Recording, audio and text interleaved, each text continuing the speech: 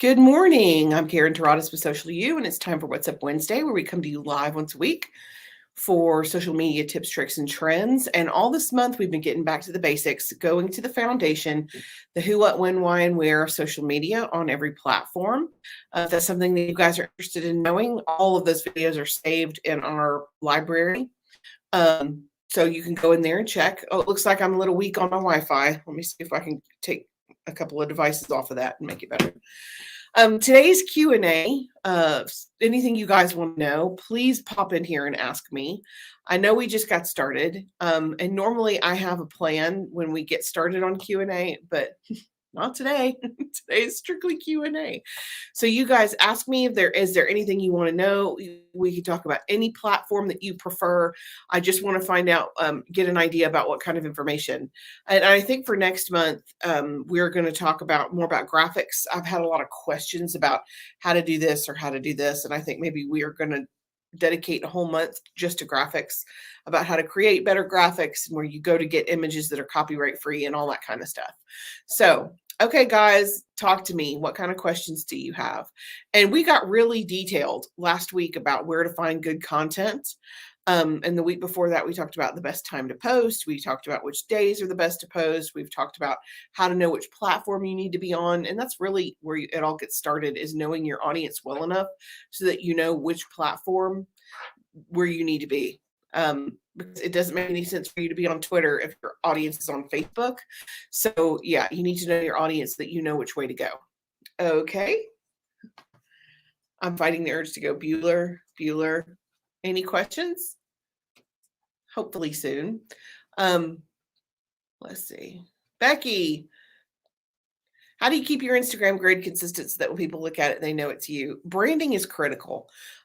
Whatever your brand is, you're including, and it's not just your logo. Your brand is the entire feel for your company. It's all about how you represent yourself online. So if you went to take a look at our Instagram, even if my logo wasn't all over everything, and it is, we use the same font, we use the same kind of images, and it's always purple, orange, white, gray. I mean, very branded. It wouldn't make sense if your colors are red, white, and black for you to have an orange post in the middle of it. That makes no sense. So stick to your branding, stick to your logo, stick to your fonts and your colors. It makes people look at it and realize that it's you without even having to read it first. Madison says, where do I do keyword research for my YouTube videos? That is a great question. There's a tool that you can install as part of your, it's an extension of Chrome. And it's called, what is it? TubeBuddy? TubeBuddy, that's right. And I believe it's free for a little while, and then you have to pay for it. It's totally worth it. It shows you all of the different keywords for different videos so that you know kind of where you need to go. Because I find this, and I do the same thing. I think it's totally normal. A lot of business owners get in their own way. I might think that you're looking for information on Facebook, and what you're really looking for is videos for Facebook, or what you're really looking for might be something about Pinterest. It's very different a lot of times from what you think it's going to be, and these keywords help you go in the right direction. It also is a good indicator if you're doing videos that will appeal to the main audience or not. So TubeBuddy, good tool. Let's see, Laura, what do you think about selling products off Instagram and linking to the website? I'm all about it. I'm all about linking back to your website. Instagram doesn't love it when you take people off of the site. So whatever the offer is, it has to be good enough to drive them from Instagram to your website. Now, of course, there's a Shopify tool that you can use that integrates with not just Instagram. They announced this week that they're going to integrate Shopify on TikTok as well, which I thought was so cool. And we do work with a couple of retailers, so that'll make it really easy for them to purchase. But I love it, especially when you're using something like Shopify, where you can connect your product very easily. You don't have to know a bunch of HTML. You don't have to know a bunch of code. It's an easy transition. How do you come up with higher on Pinterest searches? None of my products come up, and I created pins for them. Okay, Pinterest has decided recently that they're going to give more weight to newer pins. So the good news is when you're creating these new pins, that's good for you. Now, the pins have to go somewhere. So Jamie, if you're not pinning from your website, if you're just uploading random pictures, you're not going to have the same weight that they do if you're connecting them to your website or your Instagram or back to your blog.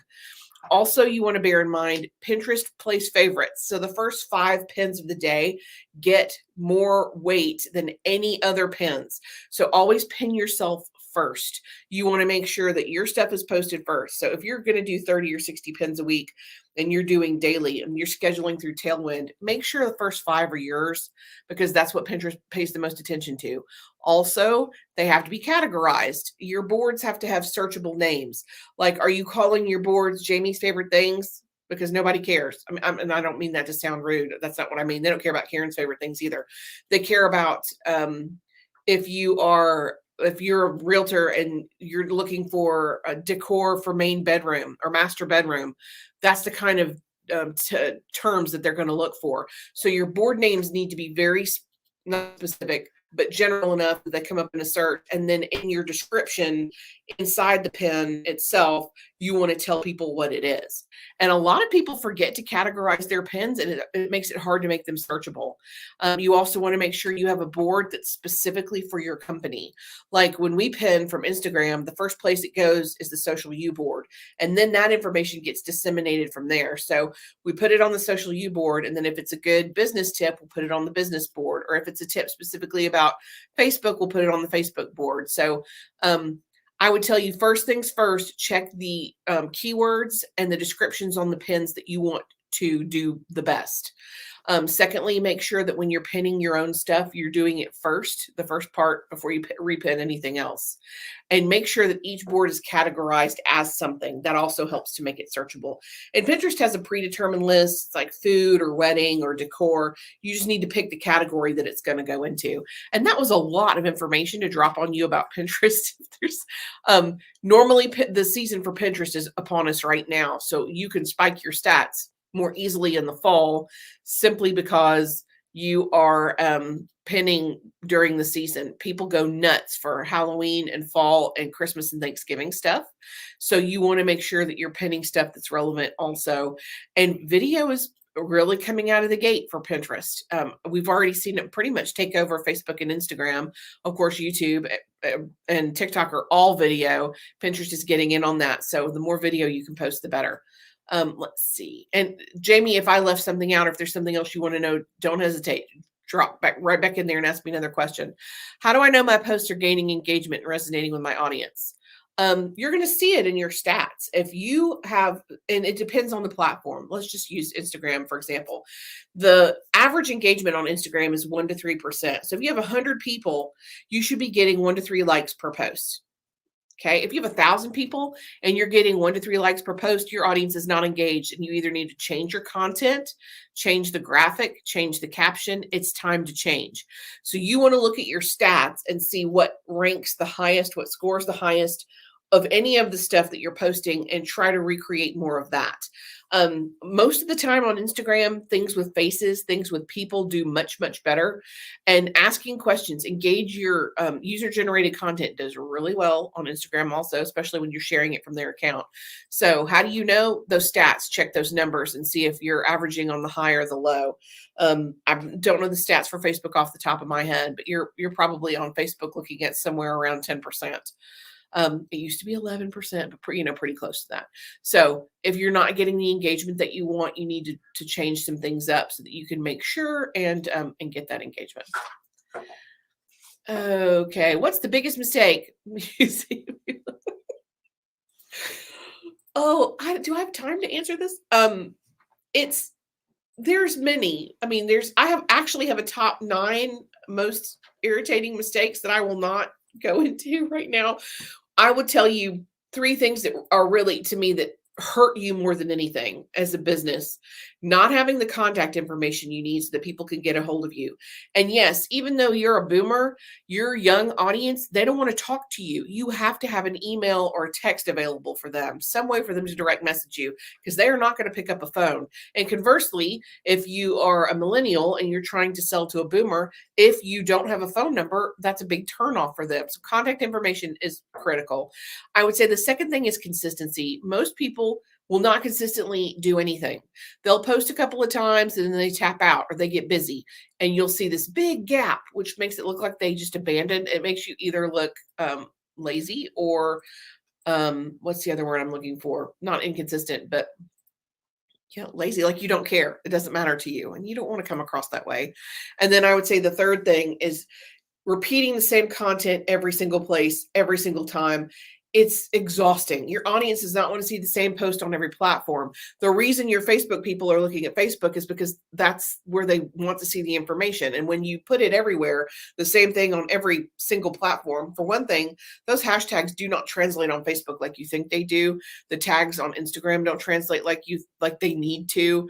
Pinterest isn't getting any love a lot of times when you do it that way. It's just a bad idea. So I would tell you my top three are inconsistency, lack of contact information, and putting the same thing on the same platform at the same moment. That just wears me out, and it's wearing your audience out too. Good question. Thanks, Becky. Laura Steen. Hey, Laura. If you make a TikTok, can you just put it over on Instagram without editing? Absolutely not. Instagram hates TikTok with all of its heart. And because they're direct competitors, if it has that TikTok logo on it, Instagram doesn't want people to see it. They will actively prevent views if it has that TikTok logo. So you're going to run it through a program called, what is it? Snaptick. You're going to run it through a program called Snaptick to get that logo off of it first before you put it on Reels. Same thing applies. Please don't put up the same video on the same day. Mix it up a little bit. Those videos are 30 seconds long. It's easy for people. If they see once or twice where it's the same thing, they're not going to go back and forth. They're going to pick one and stick with it. You don't want them to do that. You want them to go back and forth. So absolutely do not post any kind of video on Instagram unless you have the TikTok logo watermark off of it. Instagram really, really hates that. Instagram also allows you to put multiple hashtags on there so that it's much more discoverable. That's how they're competing versus TikTok just lets it be discoverable regardless of the hashtags, which I find fascinating. Very different algorithms on those two things. Any other questions? Anything else you guys want to know? I don't want to keep you if there's nothing you're interested in. I hope, Jamie, that I covered your question to what you needed. Let's see. And you guys, I appreciate all the questions. Thank you, team. Because these are some of the most common questions that we get, aside from where do I find good content? And we really did a deep dive on that last week. If that's something you're interested in, go take a look at the video on Facebook from last week. I will give you 20 suggestions for content and then some ideas about where you can go and get them. Let's see. Madison says, can I just post a reel on Instagram the same day? Please, you can, but don't do that. Like I could wear a tube top, but I'm not going to. Just because you can doesn't mean you should. So please don't do that. Mix it up a little bit. There's so much, and ideally, I mean, I hate to say this, I hope you guys are sitting down, but for you to have success on Reels or TikTok, it means multiple videos per day. So if you're generating that much content, if you have 2 videos per day for your content, it means that you ought to have enough content to mix it up where you're not posting the same thing. And your hashtags are going to be a little different too. And for the love of Pete, don't put hashtag FYP on your TikTok stuff. It doesn't help. It's not doing anything. Stop it. Okay. Sorry if I'm not trying to be snarky. It's just, maybe I am a little. Sorry. Any other questions, you guys? Is there anything else you want to know? Video's been on everybody's mind. I really, really think we need to get, of course, I'm working on content for next month, and I'm trying to decide between graphics, video, or 'tis the season.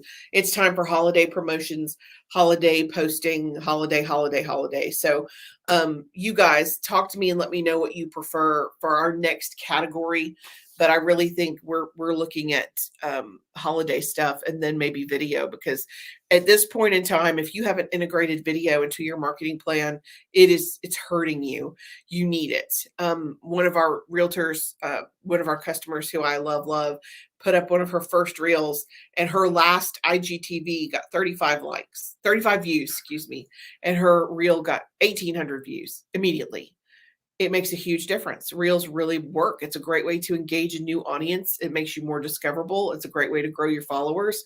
And if you're not actively doing that, you're hurting your company. So it's time to get out in front of the camera.